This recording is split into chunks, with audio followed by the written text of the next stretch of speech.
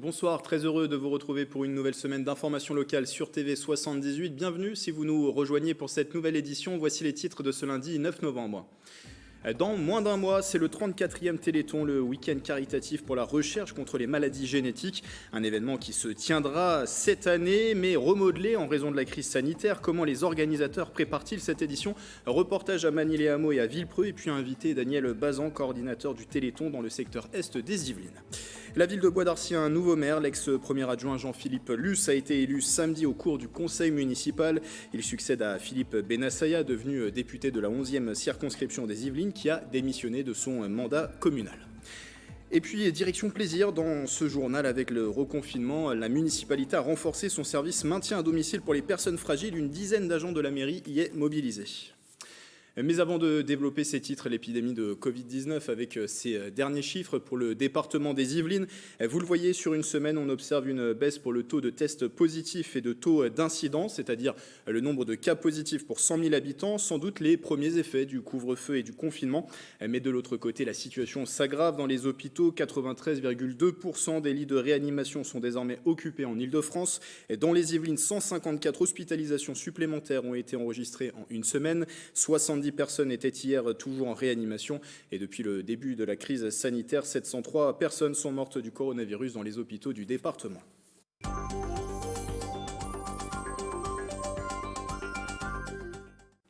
Les 4 et 5 décembre prochains, ce sera le 34e Téléthon, 30 heures de mobilisation pour la recherche médicale sur les maladies génétiques. On en parle avec Daniel Bazan. Bonsoir. Bonsoir. Vous êtes le coordinateur du Téléthon pour le secteur est des Yvelines. C'est un Téléthon qui aura bel et bien lieu, ça a été confirmé. Mais la période sanitaire forcément rabat les cartes et oblige les organisateurs à modifier quelque peu l'événement. Exemple dans ce reportage à Manille-les-Hameaux et à Villepreux. Le gymnase Chantal Mauduit restera fermé les 4 et 5 décembre prochains. À Manille-les-Hameaux, les bénévoles ne pourront pas être dans la tradition, apporter du spectacle et du plaisir en famille et entre amis. Pour cette nouvelle édition du Téléthon, ce sera essentiellement de la collecte. On a commencé à faire une activité il y a quelques semaines. On a vendu des huîtres lors d'une brocante locale. Ça a permis de faire un petit chiffre, pas extraordinaire, mais un petit chiffre quand même. Et le week-end du 4-5, nous serons sur le pont avec notamment 6 points dans la ville où nous ferons des collectes avec un petit peu d'animation, tout en respectant les gestes barrières. Des animations qui n'existeront pas non plus du côté de Villepreux. L'association aurait dû célébrer ses 25 ans cette année. Les bénévoles visent plutôt un programme numérique. On a pensé à organiser par le biais de Facebook, Instagram, donc une tombola quand même. On essaye aussi, mais je ne sais pas si ça va être envisageable, mais on essaye de maintenir le flash mob, mais qui sera fait à domicile avec l'envoi de vidéos sur cette musique de Jérusalem. Même sans week-end animé, les bénévoles veulent respecter le thème de l'année trop fort, avec des records à battre. En 2019, Manille-les-Hameaux a récolté plus de 27 000 €, Villepreux plus de 30 000 €. Peu ou pas du tout d'animation cette année, Daniel Bazan, dans les communes yvelinoises. On le sait, les communes yvelinoises qui sont très engagées chaque année dans le secteur est des Yvelines en faveur du Téléthon. Et ce chiffre aussi au niveau national, les animations partout en France, ça représente 40% des dons environ du Téléthon, soit environ 30 millions d'euros. Est-ce que c'est de nature à vous inquiéter cette année que ce Téléthon ne puisse pas se tenir dans des conditions normales? Bien sûr, on est assez inquiet vis-à-vis de nos organisateurs parce qu'ils ont déjà beaucoup fait pour mettre diverses manifestations en route. Comme vous l'avez dit, le Téléthon se tiendra bien les 4 et 5 décembre. C'est important ça, que ça puisse se tenir dans des conditions particulières, dans des conditions sanitaires. Ça se tiendra dans des manifestations diverses, enfin un petit peu un clos fermé, on va dire, parce qu'il y a les mesures sanitaires qui sont là, mais on espère quand même que les dons seront là pour la recherche, tout ça pour nos malades. C'est vrai, c'est ce que vous me disiez en préparant cette interview. C'est les dons cette année qui seront très importants. Et il y a notamment un travail de votre part en tant que coordinateur, essayer de trouver de nouvelles villes pour participer. On essaie quand même de solliciter toutes les villes qui faisaient pas le Téléthon jusqu'à maintenant. Donc la Forceté en 2019, on était à 361 892 sur ma coordination, avec une collecte globale de plus d'1 420 000 avec la télématique, tout ça. On espère que le report va se faire. Donc, ce qu'on peut dire, faites le 36-37, mais faites des dons. Venez partout, mettez votre enveloppe, faites des dons partout où vous pourrez, on sera là. Avec le numéro et le site internet qui s'affiche. Du coup, dans les Yvelines, ça va se dérouler, vous l'avez dit, on va se reporter principalement sur les dons. Est-ce que quand même de petites animations vont pouvoir se tenir, de petites opérations, même si le contexte, on ne sait pas comment il va évoluer, peut-être que le confinement va être aussi prolongé, on ne sait pas aujourd'hui. Ça va être réellement des petites manifestations, des tombolas, des trucs comme ça en ligne, mais sur le terrain, on incite, on demande à nos organisateurs de rester très vigilants, de ne pas s'exposer quand même. Voilà, c'est une année réellement exceptionnelle. Maintenant, on compte réellement sur les donateurs qui fassent ce 36-37 et puis qui nous envoient des enveloppes dans. Avec cette année aussi des nouveautés. Alors une nouveauté en ligne, ça c'est une nouveauté au niveau national, avec un grand tombola, une grande tombola pardon, qui sera organisée. C'est ça, quel est le principe du coup de la tombola? Cette tombola est organisée par la FM. Donc on maintient quand même les contrats. Donc en ayant un contrat, on a un site où les organisateurs peuvent aller se collecter pour faire cette tombola. Puis on a beaucoup de choses qui apparaissent. Vous savez, nos organisateurs ont beaucoup d'imagination et je suis assez sceptique sur la façon. On pense quand même que les dons seront moins élevés, ça c'est sûr. Mais c'est important quand même de se réinventer avec ces conditions. Je remercie les Lions parce que les Lions ont lancé une opération.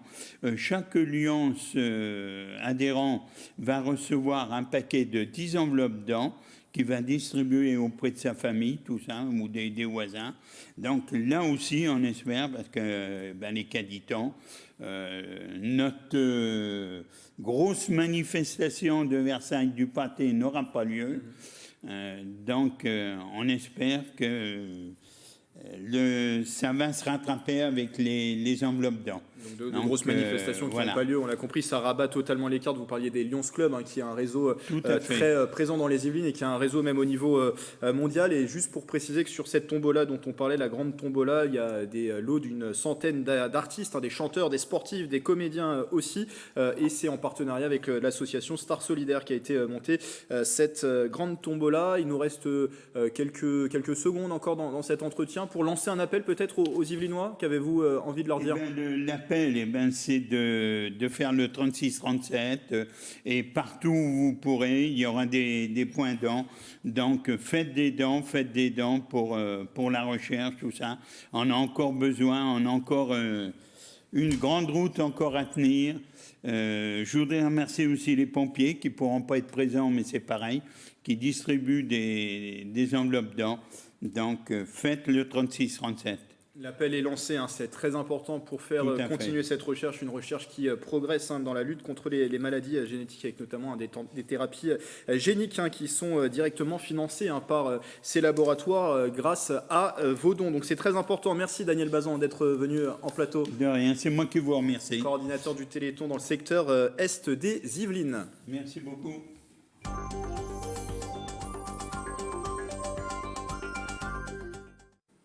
Dans l'actualité de ce lundi, c'était il y a un demi-siècle, le général de Gaulle disparaissait à presque 80 ans dans sa résidence de Colombey les Deux Églises le 9 novembre 1970.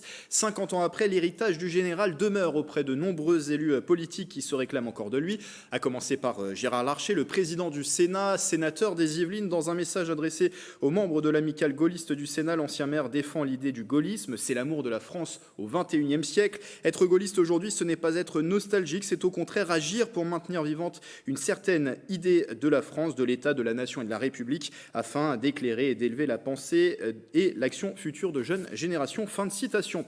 Le général de Gaulle, un homme également célébré par tous les Français et tous les partis politiques, avance Valérie Pécresse sur Twitter. La nostalgie ne suffit pas pour la présidente de la région Île-de-France. Je cite, « Dans notre monde périlleux, la grandeur française reste un combat, notre combat ».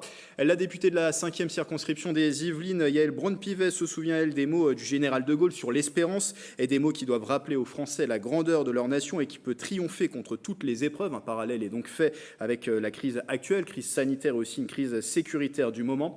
Enfin, une dernière réaction à vous proposer, celle d'Ensemble pour les Yvelines, le groupe des élus majoritaires du conseil départemental qui rend hommage à l'homme qui n'a jamais cédé pour la France. Commémoration également du côté de certaines villes des Yvelines. C'est le cas notamment, vous allez le voir sur ces quelques images, à Saint-Germain-en-Laye. Cérémonie dans les jardins de l'hôtel de ville avec dépôt de gerbes devant la stèle du général. Enfin, ces quelques images d'archives aussi pour se rappeler que le général de Gaulle est venu à plusieurs reprises sur le territoire yvelinois pour des sommets diplomatiques, notamment au château de Versailles, de Champs-sur-Marne et dans la résidence aussi présidentielle du château de Rambouillet où il a accueilli le président américain Eisenhower. C'était en 1959. Et je vous le disais dans les titres, Bois d'Arcy, la ville de Bois d'Arcy compte un nouveau maire depuis samedi. Après la démission de Philippe Bennassaya, Jean-Philippe Luce a été élu à l'issue du dernier conseil municipal. Astrid Bergère pour les précisions. C'est officiel, Jean-Philippe Luce est devenu maire de Bois d'Arcy ce samedi 7 novembre. Il succède à Philippe Bennassaya, démissionnaire après avoir été élu député pour respecter la loi du non-cumul des mandats. Le nouveau maire n'est pas inconnu dans la commune, il y a toujours vécu et y occupe depuis quelques années des fonctions politiques. J'ai l'occasion au cours de ces derniers mandats, enfin en tout cas depuis 2014, à être sur 4 délégations différentes, dont les finances, qui me permet moi d'avoir une vision pas globale, mais assez globale de la situation, et la proximité que j'ai avec notre ancien maire et député aujourd'hui fait que j'ai une bonne connaissance aussi des sujets importants pour notre commune. Un nouveau maire qui entend poursuivre les projets engagés par son prédécesseur. Aujourd'hui, c'est une belle journée parce que c'est une journée qui consacre aussi la continuité des projets, la continuité de l'équipe, ce que j'ai mis en marche, ce que j'ai mis en projet. Je suis à la fois heureux pour Jean-Philippe, heureux pour l'équipe et rassuré parce que tout va continuer comme avant. Et je serai bien sûr là pour continuer à veiller à la bonne application du programme. L'opposition, de son côté, estime qu'il y a eu un manque de concertation. Nous trouvons que c'est bien dommage de ne pas avoir laissé le choix, que M. Luce ait été imposé dès les premières minutes du départ de M. Bennassaya et que dans les guides du maire, comme chacun le sait, il est bien noté que ce n'est pas au maire sortant de donner le nom de son successeur. 3 grands projets à venir pour Jean-Philippe Luce, la reconstruction du centre de loisirs de la Colombe, la crèche Ambroise Paré et le marché couvert. En bref, un adolescent d'Élancourt de 15 ans entre la vie et la mort. Il a été touché par au moins 2 coups de couteau au niveau du thorax samedi dernier. À l'origine, une rixe entre jeunes qui a mal tourné. Les faits se sont produits samedi vers 17h55 dans le parc des Coudrais, en face du quartier des Petits Prés. La victime, connue des services de police pour des faits de violence, a été transférée à l'hôpital militaire de Percy à Clamart. 2 autres personnes ont été également blessées. Pour l'heure, les enquêteurs n'ont identifié aucun suspect. Les investigations sont en cours. Un homme de 30 ans placé en détention provisoire est déféré devant la justice pour port d'armes. Samedi, il a été retrouvé dans les couloirs de la caserne de pompiers, des pompiers de Paris à Bailly, c'était à Bailly. L'individu qui souffre de troubles psychiatriques était en possession d'un long couteau lors de la fouille de son téléphone. Les gendarmes qui ont interpellé l'individu ont découvert également des images du drapeau de l'État islamique. Son procès se tiendra le 3 décembre. Au Clé-sous-Bois, une situation qui agace le maire et les habitants. La nouvelle halle du marché de la ville, quasiment terminée, n'est toujours pas ouverte. La raison, un dysfonctionnement qui concerne les portes coupe-feu. Les précisions dans ce sujet de Mickaël Elmidoro. Son inauguration se fait attendre depuis plusieurs semaines. Le nouveau marché des Clés-sous-Bois situé en face de l'ancienne halle n'est toujours pas ouvert, alors que les travaux ont débuté au dernier trimestre 2018 et semblent presque terminés. Une situation qui interpelle les habitués. On est énervé, non, pas vraiment, mais enfin bon, c'est agaçant, quoi. C'est agaçant. Depuis le temps qu'on y attend, c'est un peu agaçant. Alors c'est inadmissible, autant de retard, et pour en arriver là, quoi, je ne sais pas quand est-ce qu'il va ouvrir l'année prochaine, en 2021, 2022. Dans ce dossier, le maître d'œuvre est pointé du doigt par la municipalité. Je vous donne un exemple très précis concernant ce dernier retard. Dans le cahier des charges, et il n'avait pas été prévu suffisamment clairement par le maître d'œuvre que sur certaines portes du bâtiment, ces portes soient des portes coupe-feu et qu'il y ait également un sas à l'intérieur de certaines pièces. Voilà. Ceci a été découvert très tardivement, d'où le décalage d'ouverture. La municipalité espère maintenant pouvoir ouvrir cette nouvelle halle dans la première quinzaine de décembre. La structure est très attendue par les commerçants. Ça nous permettra bien sûr donc de valoriser encore mieux les produits qui sont issus de notre territoire et tous les bons produits que l'on trouve sur les marchés. Ça va déjà être plus récent, plus moderne. Là, c'est un marché qui est vétuste. Ça va changer tous les étalages, ça va être plus joli, quoi. Au final, le projet a coûté près de 4,9 millions d'euros. Une fois la nouvelle halle ouverte, l'ancien marché sera démoli et laissera la place à un programme immobilier de 35 logements. Avec le deuxième confinement et l'épidémie de Covid-19, difficile pour les personnes les plus fragiles d'aller faire leurs courses normalement. À Plaisir, la municipalité, dans ce contexte, renforce de nouveau son service de maintien à domicile. Une dizaine d'agents y est mobilisée. Mélanie Poquet. Une séance de courses presque ordinaire. Marie-Louise achète ce jour-là un peu de frais, mais pas pour elle. Elle est agent social de la ville de Plaisir. Elle suit donc scrupuleusement la liste de courses. On est attentif à ça. Il faut bien qu'on leur apporte vraiment ce dont ils ont besoin. Bon, ils ne peuvent pas sortir avec le confinement. Je suis là, monsieur Berger. Allez-y. C'est Claude Berger qui lui a remis sa liste. Ce Plaisirois bénéficie depuis 2 ans des aides du service maintien à domicile, un service à nouveau modifié. 10 personnes fragiles en ont fait la demande.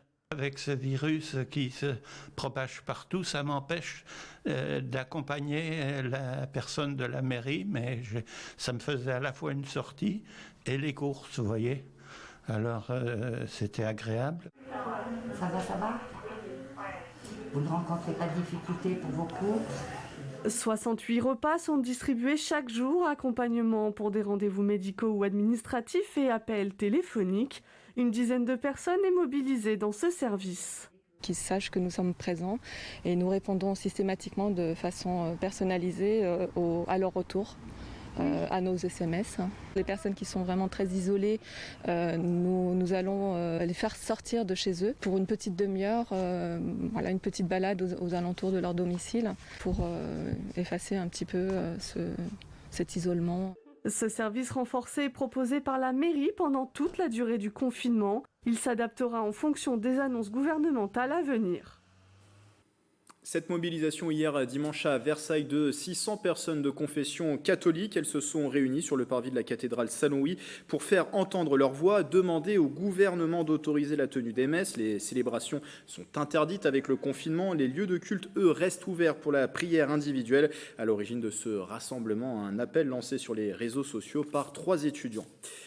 Elle était suspendue mais a été de nouveau autorisée temporairement par arrêté du préfet des Yvelines. Il s'agit de la chasse de certaines espèces nuisibles comme les sangliers, les chevreuils et les cerfs. Une décision pour réguler la population de la faune sauvage susceptible d'occasionner des dégâts aux cultures, aux forêts et aux biens. Ces interventions sont définies par des modalités strictes, pas de repas de convivialité entre les chasseurs, limitation du nombre de personnes en voiture ou encore port du masque obligatoire. Enfin, avant de refermer ce journal, cette action de la région Île-de-France depuis 2019, elle propose son chèque numérique, une aide pouvant aller jusqu'à 1 500 € pour permettre le développement numérique des sociétés, un enjeu de taille en pleine crise sanitaire pour que les petites et moyennes entreprises puissent se digitaliser. Interview express collectée par Nicolas Dandry.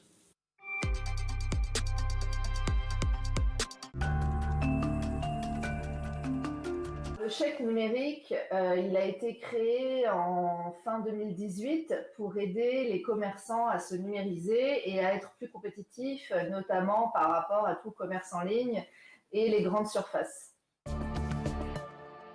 Ça peut être de la création d'un site internet, de la publicité digitale, ça peut être des abonnements à des marketplaces, de la formation au numérique, comme je le disais, puisqu'on l'a étendu pendant le premier confinement. Ça peut être également des frais de livraison. Donc voilà, c'est assez vaste et on s'est adapté au fur et à mesure des besoins que nous remontaient à la fois les commerçants et les restaurateurs notamment. Il faut se rendre sur le site de la région et donc il y a ce chèque numérique que vous trouverez. Donc vous pouvez candidater et après fournir les factures et toucher un maximum de 1 500 €. Il faut savoir que ça ne finance pas 100% des dépenses, ça c'est les financements publics, on va jusqu'à 50% des dépenses. Là, on voit d'ailleurs un intérêt pour ce dispositif puisqu'on a 10 fois plus de demandes au quotidien que par rapport à avant. Pour les communes qui voudraient lancer un mouvement un peu plus vaste au sein de leur ville, pour tous leurs commerçants, pour créer des marketplaces locales. Nous, à la région, avec Valérie Pécresse, on les accompagne par le volet 2 du chèque numérique qu'on a lancé récemment, qui va jusqu'à 10 000 €, sachant qu'une plateforme locale comme ça de vente au niveau d'une commune, ça coûte entre 20 et 40 000 €. C'est la fin de ce journal, merci de votre fidélité. Belle soirée avec TV78.